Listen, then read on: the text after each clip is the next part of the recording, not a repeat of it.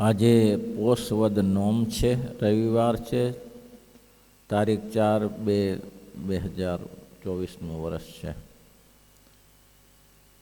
સારંગ, મૃદંગ, સરોદા એ તાલ ઇત્યાદિ વાજિંત્રો લઈને ગાવું તે ભગવાનની સ્મૃતિ ન રહે તો ન ગાયા બરાબર છે. એનો અર્થ એવો નથી કે ભગવાનમાં વૃત્તિ ન રહે તો બંધ કરી નાખવાનું. કારણ કે 5મા વચનામૃતમાં જ મહારાજ કહે છે કે ભગવાન શ્રીહરિનું ધ્યાન કરવું, ધ્યાન કરતાં મૂર્તિ ન દેખાય તો એ પણ કાયર થઈને મૂકી દેવું નહીં, ધ્યાન કરવાનું ચાલુ રાખવું. એવા આગ્રહવાળા છે તેને ભગવાનની મોટી પ્રસન્નતા થાય છે, એના ઉપર ભગવાનની પ્રસન્નતા થાય છે. એટલા માટે જે નિત્ય કર્મ કરવું તે તો ભગવાનના ભક્તને જ કરવું. લોકો એમ કહે કે પૂજામાં મન નથી રહેતું તો ટાઈમ શું કરવા બગાડવાની જરૂર છે? ના ના ના ના, ટાઈમ નથી બગાડતા, એ તો કરવું જરૂરી છે. ભગવાનનું ભજન કર્યા વગર તો ના ચાલે, ભજન તો કરવું જ પડે. ભજન કર્યા વગર ભગવાનનો રાજીપો મળતો નથી. એટલા માટે એ તો ચાલુ રાખવાનું. પરંતુ જો તમે ભગવાનમાં વૃત્તિ રાખીને કરો તો તમને પરમ શાંતિ થાય, એ આનંદ આનંદ રહ્યા કરે. ભગવાનની સાથે કરો તો જીવનમાં નિયમ એવું છે, જેટલું અવળું થાય તેમાં અશાંતિ છે અને જેમાં સવળું થાય તેમાં શાંતિ છે. કોઈ ખોટું કર્મ કરશો તો તમે ભગવાનના ભક્ત છો એટલે તમે જાણો છો કે જમપુરીના દુઃખ લખ્યા છે, દુઃખ સુખ લખ્યા છે, 84ના દુઃખ લખ્યા છે. એ 84ના દુઃખ તમને દેખાય છે સામે. કેમ? તો કે તમે શાસ્ત્ર વાંચો છો, શાસ્ત્રમાં બધી તમને ખબર છે કે આ કરવા જશું તો આનું આ પાપ થશે. અને પછી જો તમે કરો, આ વસ્તુ નાસ્તિકો માટે નથી પણ ભગવાનના ભક્તને માટે તો અવશ્ય વિચારણીય છે. જેટલું ખોટું કરીએ તેનું ફળ અત્યારે મળે છે અને અશાંત થવાય છે. માટે માત્ર શ્રીજી મહારાજ કહે છે શાંતિ જોતી હોય, આમ કઈ સ્પષ્ટ જ વાત કરી, સ્મૃતિ રહે તો ગાયું તે ના ગાયા જેવું છે. ભગવાનની વિચારીનો જગતમાં કેટલાક જીવ ગાય છે તથા વાજિંત્ર વગાડે, તેણે કરીને તેના મનમાં શાંતિ થતી નથી. શાંતિ થવી જોઈએ, એ શાંતિ થતી નથી. આપણે ભજન કરીએ છીએ, પાઠ કરીએ છીએ, માળા કરીએ છીએ, પણ આનંદ નથી આવતો. આનંદ કેમ આવે? જો ભગવાનમાં વૃત્તિ રહે તો આનંદ આવે, તે સિવાય ના આવે. ઘણાની દલીલ છે. મોટા મહારાજશ્રીને એક ફરા પૂછેલું, એક ભાઈ ગાડી ચલાવતા કે મહારાજ અખંડ વૃત્તિ રાખવાનું શાસ્ત્રમાં કયું છે? તો અખંડ વૃત્તિ રાખીએ દરેક વસ્તુમાં તો પછી આ ગાડી ચલાવતા જ એક્સિડન્ટ થાય. અખંડ વૃત્તિ ભગવાનમાં રાખવા જઈએ તો, અથવા કોઈ આંકડા શાસ્ત્ર ગણતા હો અને એમાં અખંડ વૃત્તિ રાખવા જઈએ તો એમાં સરચૂક થઈ જાય, આંકડા ગણાય જ નહીં. તો કરવું શું? તો અમારે આ બધી અખંડ વૃત્તિ રાખવી કેવી? આચાર્ય મહારાજ શ્રી તો સારો જવાબ આપ્યો, મદરૂપમિતિ મદવાણી માન્યયમ પરમ આદરાત. એક વસ્તુ એ પણ છે કે શિક્ષાપત્રી છે એ મારું સ્વરૂપ છે. શિક્ષાપત્રીમાં જે આજ્ઞા કહી છે તે આજ્ઞા પ્રમાણે રહો તો ભગવાનમાં અખંડ વૃત્તિ રાખેલી જ છે. આજ્ઞાનો લોપ કરશો નહીં તો એક વસ્તુ વૃત્તિ રાખેલી છે.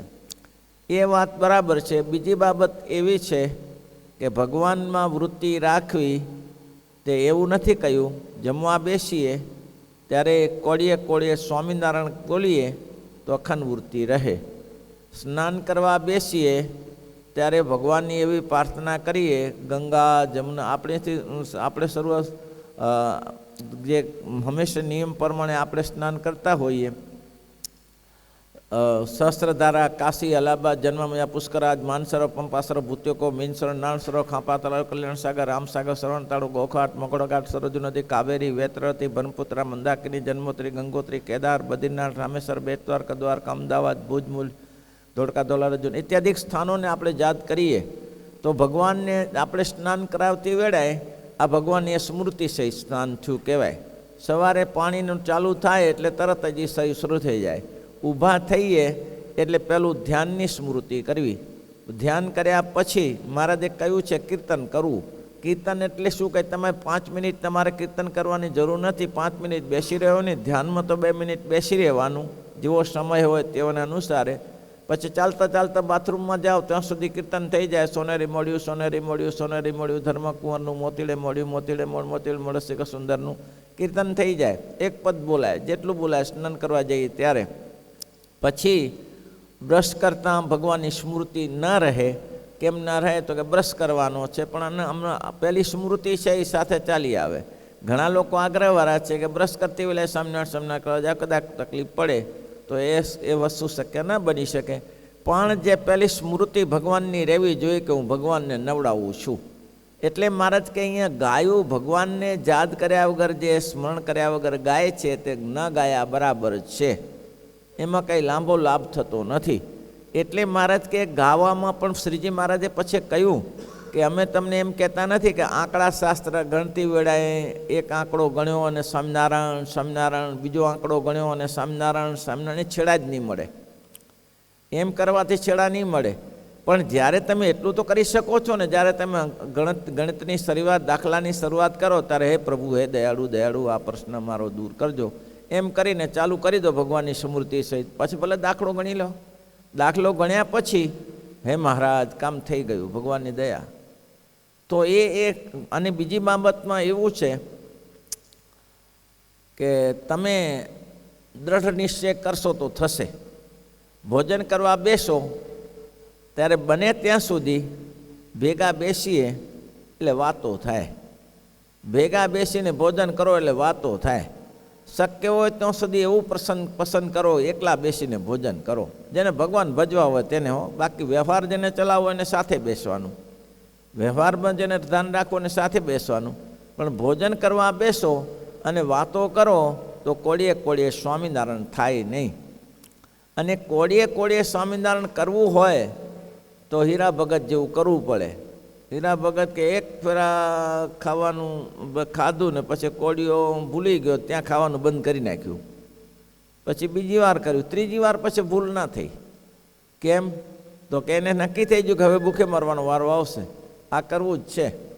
તો એ જરૂરી ચીજ છે ભક્તજનો માટે, સંતોને માટે, ગમે તેને માટે. તો એ નક્કી ટકી રહેવું, મારે આ કરવું જ છે, ઇટ વિલ ડુ, કરવું છે એવું નક્કી કરી દો તો પોતે બધું થશે, નહીં તો નહીં થાય. સ્વામી રામતીર્થ એ દાખલો ગણવા બેઠા, એના મિત્રે દાખલ ગણવા બેઠા. 4 કલાકમાંથી આ દાખલો ના આવ્યો, જવાબ ના આવ્યો. 4 કલાક બેઠા અને પછી એને મગજ ગયું કે આ દાખલો ના આવે એટલે મોટો છરો લેતા આવ્યા. છરો લઈને પોતાના છાતી ઉપર મૂક્યો.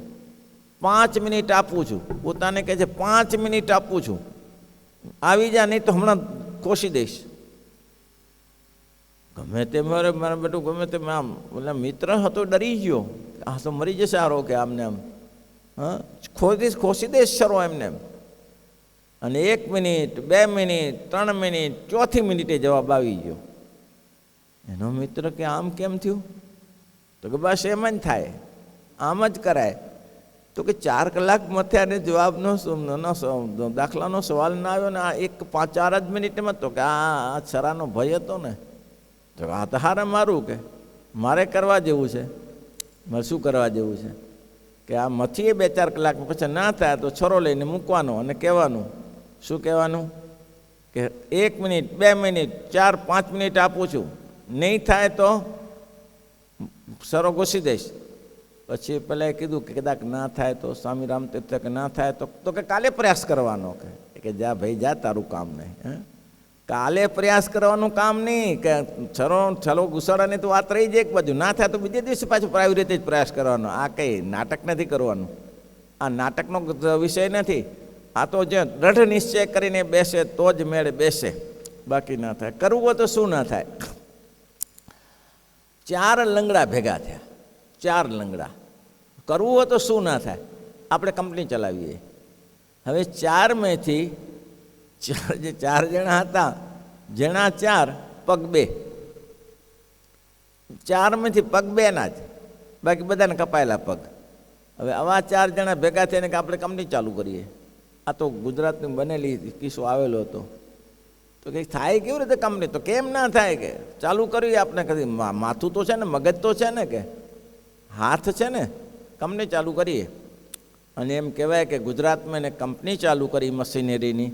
અમને એની પાસે 400 થી 500 માણસ કામ કરતા હતા. તમે નક્કી, આપણે નક્કી જ નથી કરતા.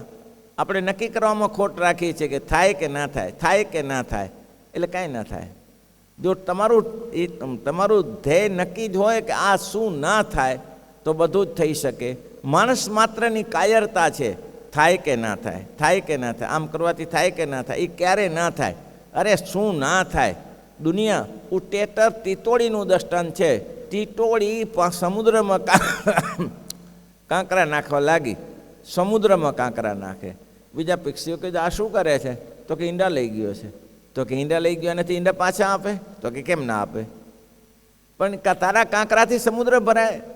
તો કે આજે મારા લઈ જાઓ, કાલે તમારે લઈ જાય ને, તમારે વિચારવું જોઈએ ને. તો બીજા પક્ષીઓને કે વાત તો સાચી, આવી રીતે સમુદ્ર પોતાની વેરમાં ઈંડા ખેંચી જાય, જરૂર ચાલતું. બીજા પશુઓ કાંકરા નાખવા લાગ્યા. પછી ભગવાને ગરુડજીને કહ્યું કે તમે તમારી નાતીમાં ગયા નથી? તો શું નાતીમાં? તો તમારો સમાજ ભેગો થયો છે ને. તો કે એ તો કાંકરા નાખે. તો કે તમારે શું કરવાનું? તો કે મારે જવું જોઈએ. એ હે તમારો વિષય છે, જવું જોઈએ ને, સમાજમાં મરવું ને સમાજમાં જીવવું. તો એનો અર્થ હતી કે મારે જવું જોઈએ. તો ગરુડજી આવ્યા. ગરુડજી કાંકરા નાખે?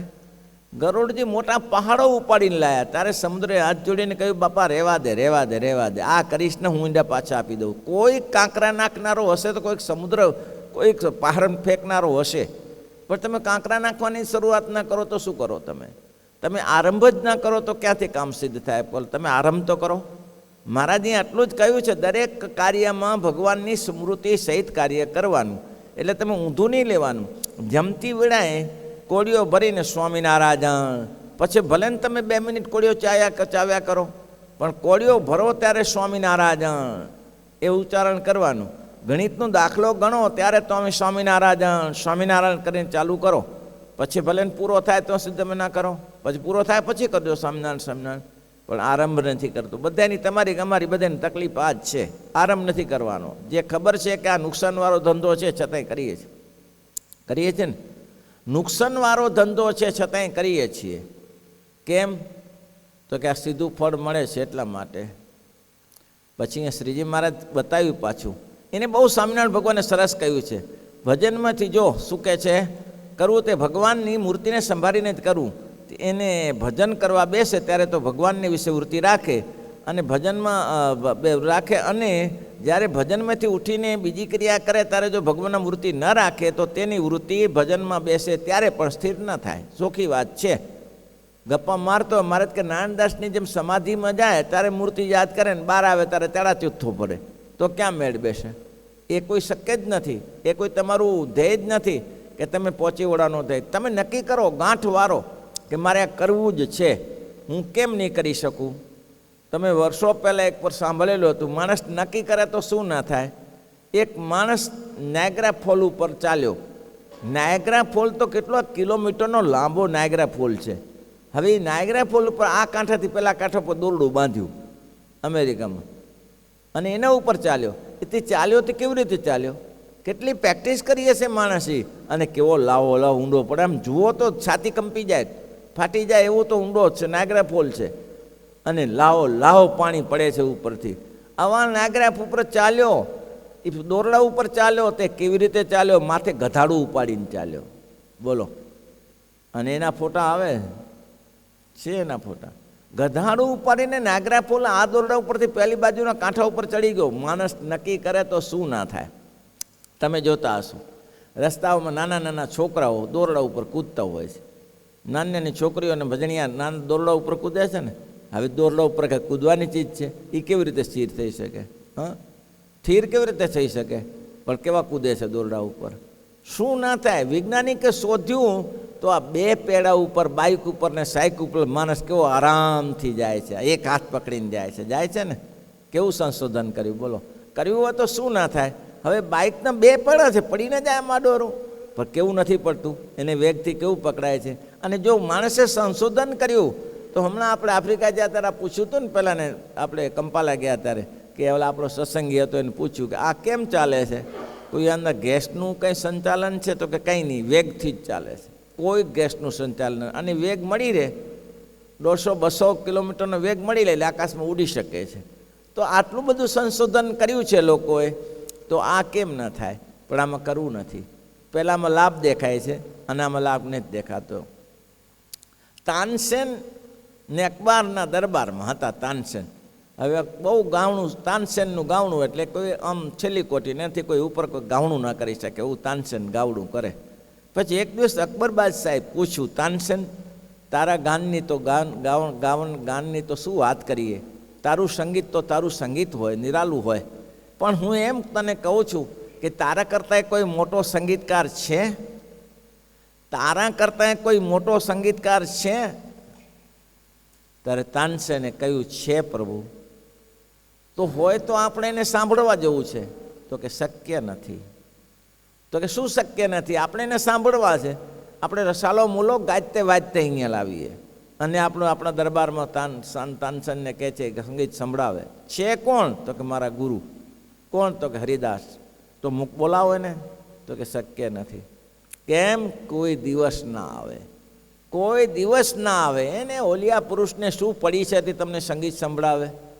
તો આપણે ગાજતે વાજતે જઈએ. તો કે ક્યારે નહીં બની શકે, ક્યારે નહીં બની શકે. તો શું કરવું પડે?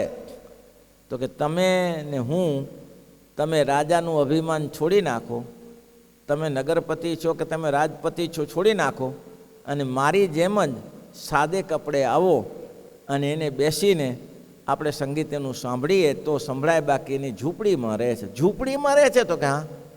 ઓહો હો, ચાલો ચાલો. રાજાએ સામાન્ય ડ્રેસમાં ગયા અને તાનસેન પણ સામાન્ય ડ્રેસમાં ગયા. કેમ? તો કે આ લોકનું છે ને એ બહુ સરસ તાનસેને પછી વાત કરી કે કેમ આમ થાય છે એમ.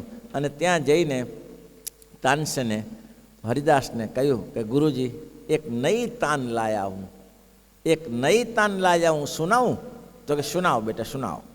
અને નઈ તાનમાં એને જોઈ જાણીને તાનસેને ભૂલ કરી. એટલે હરિદાસ કે હે રેને એસે નહીં. અને જે તાનસેને જે સંગીત છેડ્યું, ઓહો, આ આભો બની ગયો. અકબર આ બાદશાહ આભો બની ગયો. ક્યાં? અને મનમાં એમ થાય હમણાં કંઈક શાબાશી આપું, પણ કંઈક કરાય નહીં, પેલો દબાવી દે, બોલીશ ને ભાઈ, અત્યારે બોલશો નહીં, બધું બગડશે, સાંભળવું તો બોલશો નહીં. અને એ પૂરું સંભળાવ્યું અને તરત જ તાનસેન કહે છે, ઊભો, ખબર પડી તો ભૂકા નીકળે, તમારા મારા અહીંયાથી નીકળી જાઓ. અહીંયાથી નીકળી ગયા.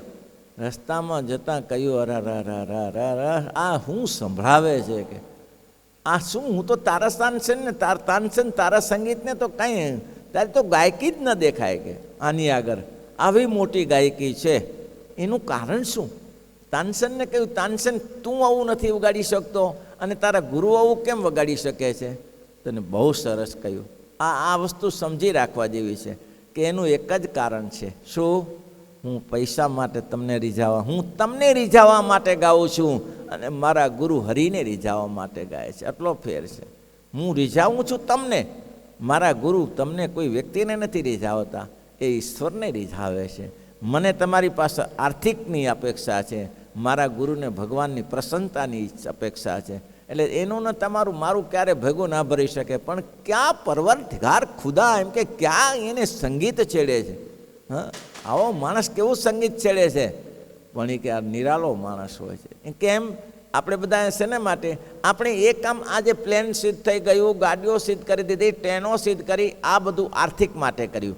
એટલે એ કામ અઘરું હતું, થઈ ગયું. એવા લોકો કે આ લાઇટ જાય છે, જુઓ તો ખરા, કેટલા વર્ષો કાઢી નાખ્યા હશે આઈન્સ્ટાઈન જેવાય આની પાછળ ને પાછળ. તો આપણા ભારતીય લોકો જે આર્યભટ્ટ જેવાય આ ગણિતશાસ્ત્રમાં કેટલો સમય પસાર કર્યો હશે આંકડાશાસ્ત્ર મેળવામાં, તેમ છતાંય પ્રસિદ્ધ કરી ગયા અને નામ અંકાઈ ગયા. તો એ જે ભગવાનના એકાંતિક ભક્ત છે એને પણ નામ અંકાઈ ગયા કે જેને પરમાત્મા પરમ પુરુષને પર જાણી લીધા જેવા એવા મહાપુરુષોના નામ અંકાય છે. મુક્તાનંદ સ્વામી, બ્રહ્માનંદ સ્વામી, ગોપાળાનંદ સ્વામી, નિત્યાનંદ સ્વામી, સુકાનંદ સ્વામી, નારદજી જેવાના નામ અંકાય છે. પણ એ કરવું હોય તો થાય, પણ કરવું નથી. શ્રીજી મહારાજ કહે છે તો શું કરવાનું? હું તમને એટલે સુધી જ કહું છું. મહારાજ કે શું કરવાનું? તો એમ કહે છે, જુઓ અહીં સરસ બતાવ્યું છે, ભજનમાં બેસે ત્યારે પણ ભગવાનમાં સ્મૃતિ સ્થિર થાય નહીં માટે હાલતા કંઈ ગણિત કરવું છે? હાલતા ચાલતા હો ને સ્વામિનારાયણ સ્વામિનારાયણ સ્વામિનારાયણ સ્મૃતિ રાખો, એમાં કંઈ ગણિત ગણવાની જરૂર છે? કંઈ ગણવાની જરૂર છે? થઈ શકે કે એવું થયું છે કે નહીં? એટલી જગ્યાએ બતાવી મહારાજે. હાલતા શું લખ્યું મહારાજ કે હાલતા ચાલતા, હાલતા ચાલતા એટલે જાતા આવતા જ આવતા, હાલતા ચાલતા. પછી ખાતા પીતા, ખાઈએ ત્યારે સ્વામિનારાયણ કરીને કોળીઓ ભરીએ એમાં તકલીફ પડે છે. ખાતા પાણી પીએ ત્યારે સ્વામિનારાયણ. પછી એમ નહીં કે તમે ખાતા પછી ખાતા ખાતા સમના સમના સમના સમના સમ અરું બારે આવે, બધું બારે ના આવે. ખાતા ખાતા સમના સમના સમના સમના કરાવી દે. કોળીઓ મોઢામાં મૂક્યો પછી ચાવી લેવાનો, પછી બીજો કોળીઓ ભરો તો સ્વામિનારાયણ. પાણી પીવો ત્યારે પણ થોડું પાણી પીધું ને પછી સ્વામિનારાયણ સ્વામિનારાયણ વળી પાલી નીચે મૂક્યું, પછી ફરી વાર સ્વામિનારાયણ સ્વામિનારાયણ. એમ નહીં, પાણી પી સ્વામિનારાયણ સ્વામિનારાયણ યાદ કરીને પાણી પી લો. સરસ બતાવ્યું કે આ આટલી વસ્તુમાં તમે કરી શકો છો. ખાતા પીતા ચાલતા ચાલતા સ્વામિનારાયણનું સ્મરણ કરી શકો છો જો તમારા ટીકા હોય તો. સર્વે ક્રિયાને વિશે આવી બધી ક્રિયાઓ તે તમારા મૂઢપણે નહીં પકડી લેવાનું. એ મૂઢ કહેવાય, આ ન શક્ય બને. અને ઘણા લોકોને કે પૂજા નહીં કરતા, મન જ નહીં રહેતું ને તો શું કરવાનું? મન નહીં રહેતું તો એ હું જરૂર ટાઈમ બગાડવાની, લે ટાઈમ બગાડે તો બધા આદર અમથો થશે. નાનું છોકરું હોય એને નાનું છોકરોને ઉઠતા બેસે માતા પિતા શીખાડે, ઓલું પગ જ ના માંડે તો લાત મારી દે બાળકને. મારું બેટું પગ જ માનતું નથી, મેલું પાડીને, અરે એ તો પગ ના માંડે, નાનું છે, ધીમે ધીમે પગ માનશે. એટલે એને રવાનું કરવું પડે, ચાલતું કરવું તો પડે. બાકી તમે વિચારો કે આ ના શક્ય બને, આ ચાલશે જ નહીં તો ક્યારે ના ચાલે. એ છોકરું ઊભું જ ના થાય. એને ઊભું થવા માટે તમારે શીખવાડવું પડે. કે અભ્યાસ કરતા રહો તો ભજનમાં બેસે ત્યારે પણ ભગવાનની વૃત્તિ સ્થિર થાય. અને જેને ભગવાનમાં વૃત્તિ સ્થિર રહેવા લાગે તેને તો કામકાજ કરતા રહે. જો અરસપરસ છે, ભગવાનમાં વૃત્તિ સ્થિર થઈ કામકાજ કરતાં કરતાં સજે સજે રહે. ઘણા એવા છે, એક કાકાને પૂછ્યું કે કાકા તમારા ગામથી આ ગામ કેટલું થાય? 25 માળા. બોલો, હા, અને 25 માળાનું કોઈ માપ છે? હા, 25 માળા. ત્યાંથી તમારે આ ગામ 51 માળા. એટલે શું 51 માળા? આ કિલોમીટર છે?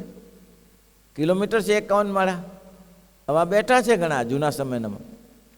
એટલે કે એને ખબર છે કે મારે આ ગામ જવું હોય તો 25 માળા થઈ જાય ત્યારે હું પહોંચી જાઉં છું. એનો માપતા લી. આ ગામમાં જવું હોય તો મારે 51 માળા થાય એટલે આ ગામે પહોંચી જાઉં છું. બસ માળાનો જે નિયમ. મેં પેલે એક ફર વાત કરતી ગુંદાળાના મુરજીભાઈ, એ પાણી ભરવા જાય તે વંદુના પદ બોલે બેસીને. એક પહેલો કેરો વારે ત્યારે જોઈ લે કે કેટલા પદે પાણી પૂરું થઈ જાય, પછી જોવાનું જ નહીં. બસ પછી એટલે 4 પદ બોલી લે, પાણી કરો વારી લે. તો આ રીતે કંઈ પ્રેક્ટિસ કરીએ તો થાય. તમે અમે પ્રેક્ટિસ કરતા નથી એટલે શું થાય ત્યારે કહો. અને જે ગાફલાઈ હોય તે તો ભજનમાં બેસે ત્યારે પણ ભગવાનની વૃત્તિ ન રહે. તે માટે સાવધાન થઈને ભગવાનના સ્વરૂપ રાખવાનો અભ્યાસ કરતો. ભગવાનના ભક્તને કરવો એટલી વાત કરીને શ્રીજી મહારાજે કીર્તન ચાલુ કરાયા. પાછા કીર્તન ચાલુ કરાયા.